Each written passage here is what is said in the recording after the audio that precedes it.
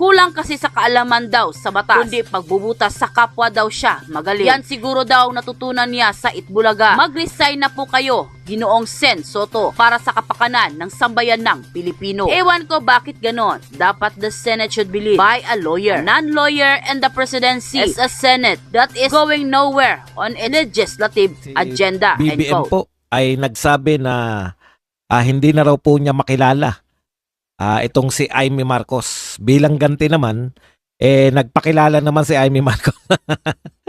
Sabi naman ni Amy, Bongbong, ako to.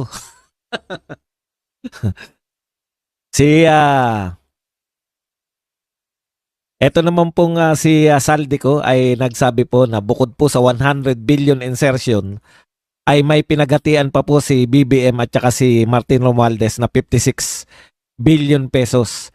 Yan po mga pag-usapan natin, pero bago yan, kung bago ka pa lang dito sa ating channel, mag-subscribe ka na. Dahil ito lang ang tanging channel na may kinikilingan, may pinapanigan, una sa balita, huli sa impormasyon, kaya ano pang hinihintay nyo? Pindot na, okay. Habang nagpaparami po tayo ng bilang, ayusin ko lang po itong TikTok. Lito-lito na ako rito. Sa TikTok. Gulo ang mundo.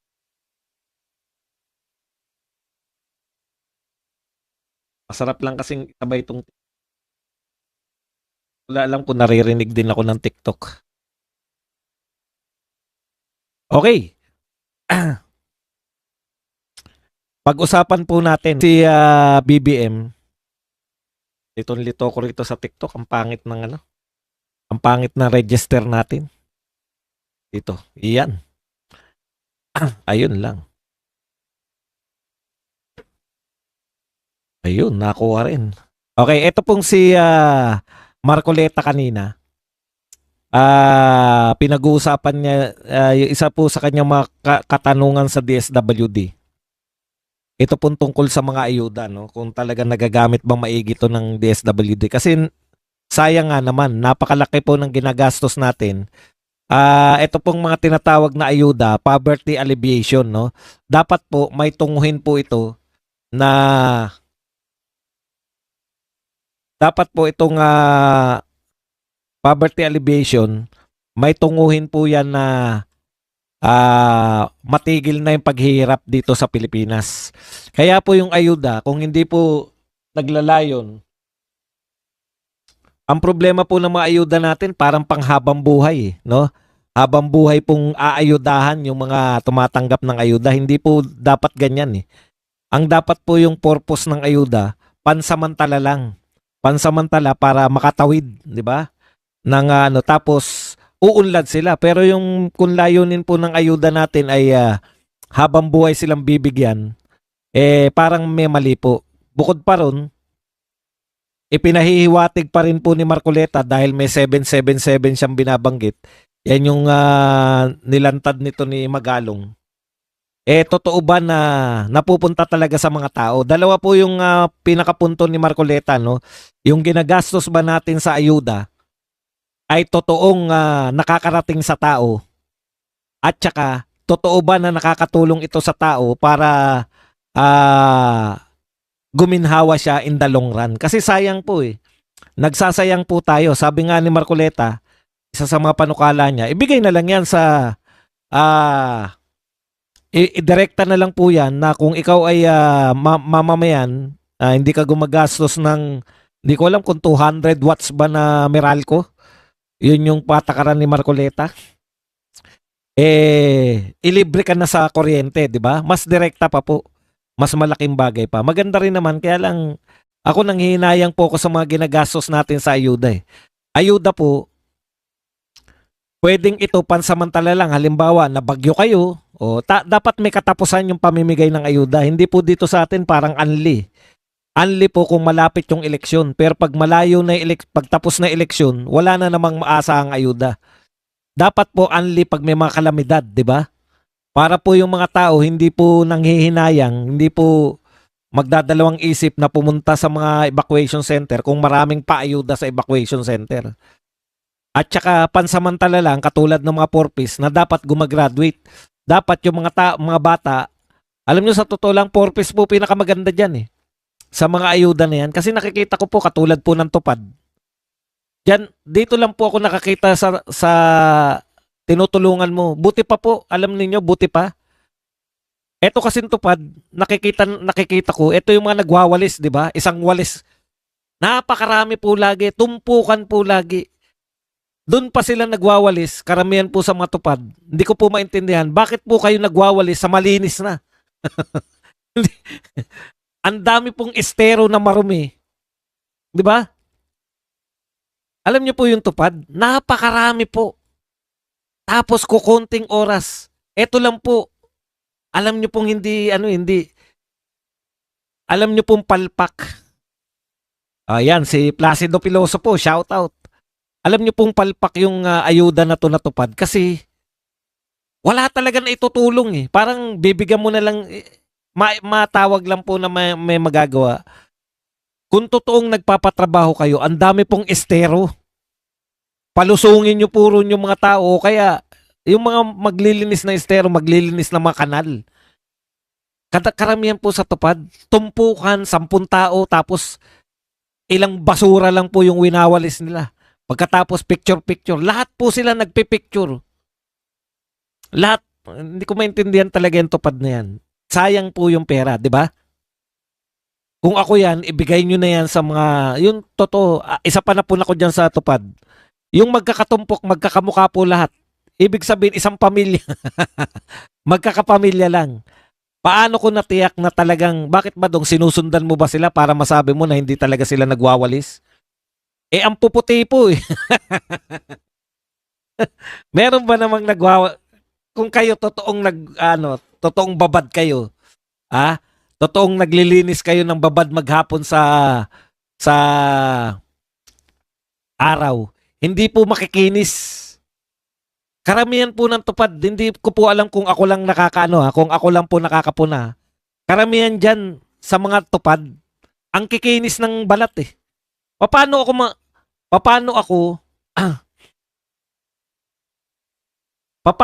maniniwala na totoong mga nagwawalis yan sa arawan? Eh ang kikinis po parang hindi naarawan eh.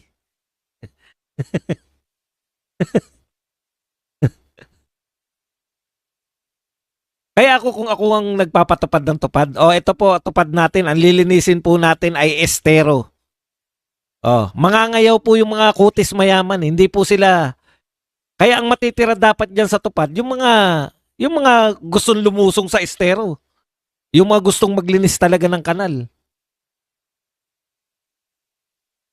Mapapakamot ka na lang eh.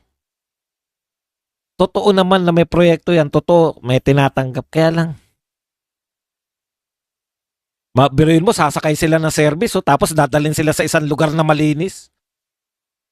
Yuyugyugin pa yung niyuyugyug pa po yung niyuyugyug pa yung puno para may mawalis na dahon eh. Kakaiba yung tupad na yan eh. Lalo na po yung mga hindi natin alam kung sino mga beneficiary, AKAP, etc. Okay.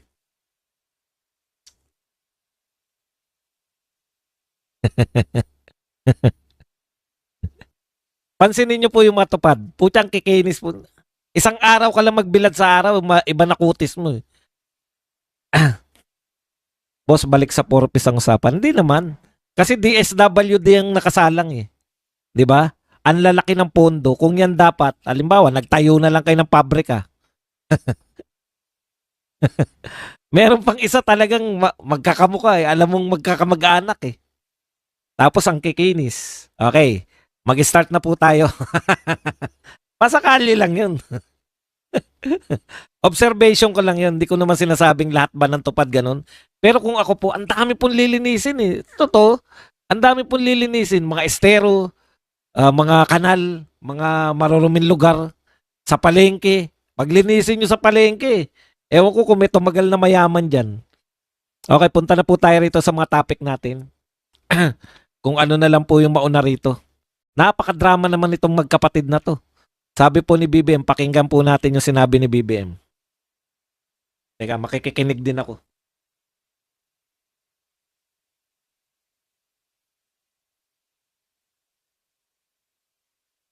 Tungkol po sa kanyang kapatid.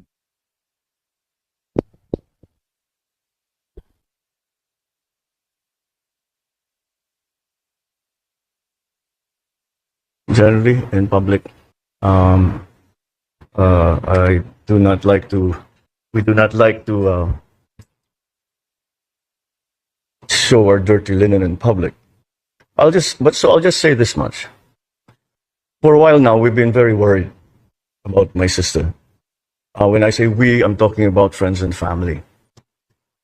And the reason that is because the lady that you see talking on TV is not my sister.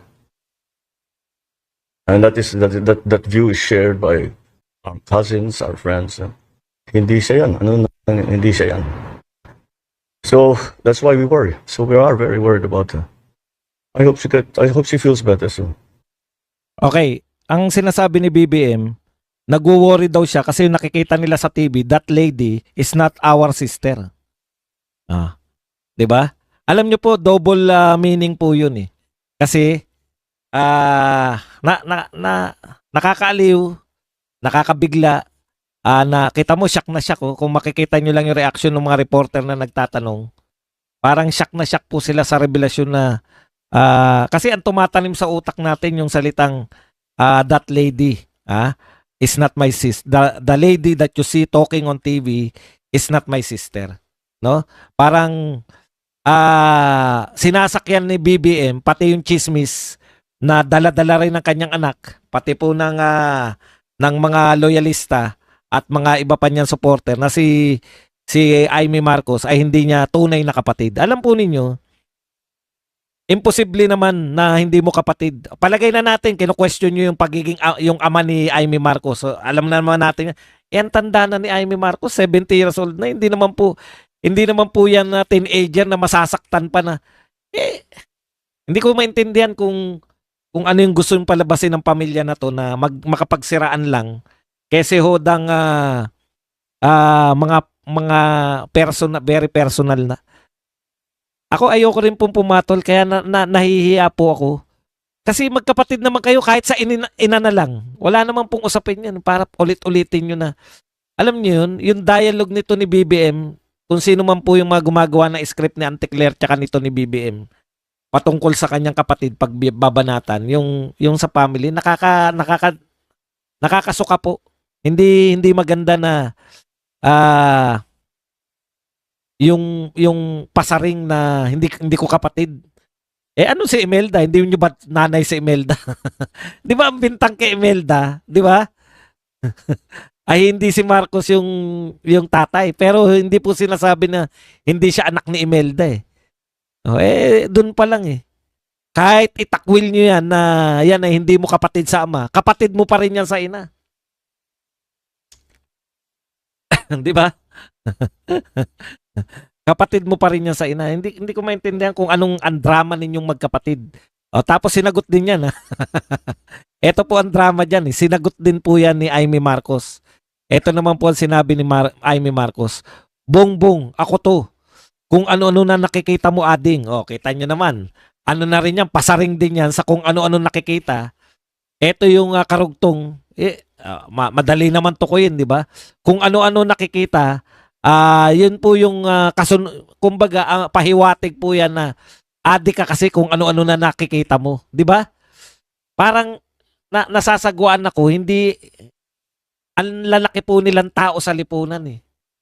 Buti sana kung pinagtatalunan nila, no? Parang ano pambata, hindi naman kita kapatid. Adik ka naman. Adik ka naman, hindi naman kita kapatid. Parang pambata. Ang tatanda na. Parehong senior citizen. Na-imagine nyo ba? Kung senior citizen ka, tapos magbabanatan kayo ng adik ka naman. Ikaw naman, hindi tunay na anak. Anak sa labas.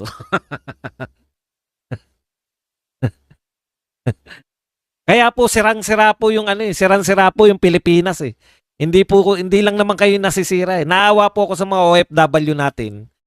Kasi 'di ba?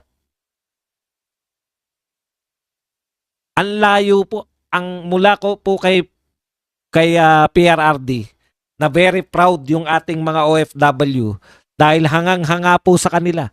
Pag nalaman na Pilipino ka, dalawa lang po yung tinatanong, no? Manny Pacquiao or Pangulong Duterte. Bilib na bilib po sila kay Pangulong Duterte. No? Unlike ngayon, nahihiya pa po yung mga Pilipinong sabihin na Pilipino sila eh. Kasi ang susunod na tanong eh, yun nga, yung pagiging corrupt at kung adik nga ba talaga. Kaya ibang uri po mga hindi po normal, no? Lumaki po sila hindi po totoo na yung mga asal eto mas masahol pa to mga kaya ko kung hindi ko rin lang kayang ipagtanggol mananahimik kaya ko kung hindi ko rin lang kayang ipagtanggol mananahimik na lang ako. 'Di ba? Hindi naman ako si BBM nakita na natin yan sa mga malalapit niyang tauhan. Kahit po dun sa mga tao na malaking bagay, malaki yung naidulot sa kanyang presidency, katulad na lang ng dalawang AS niya, si AS Vic Rodriguez tapos si AS Bersamin. Napakalaking bagay po nang naitulong ng dalawang yan. Si AS Rodriguez, buhat pa po nung panahon na wala pa po naniniwala sa kanya. Na media, wala pa pong sumusuporta sa kanya na iba. No? Nariyan na po yan sa kampo niya. Tapos eto naman si Bersamin, talagang tagapagtanggol niyan sa lahat po ng pero very willing na ilaglag ang lahat. Sabagay, ano pa asahan nyo riyan? Yung nagpalibing nga sa tatay niya Walang utang na loob